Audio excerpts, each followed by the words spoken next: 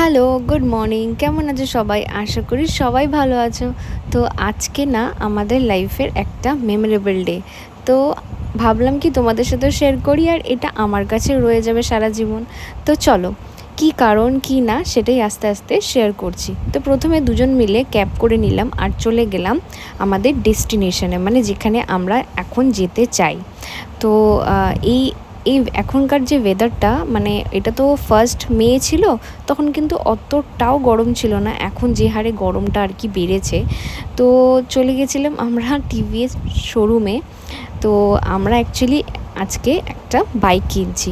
তো আমাদের দুজনের প্রথম নিজের টাকায় বাইক। হ্যাঁ, তো এইটা আমাদের কাছে খুব খুব স্পেশাল। তো এইখানেরই ছোট ছোট ক্লিপস আমি নিচ্ছি। তো এখানে ওরা সব ডিটেলসগুলো লিখছিল, হ্যাঁ কী করতে হবে কী না, এগুলোই আর কি।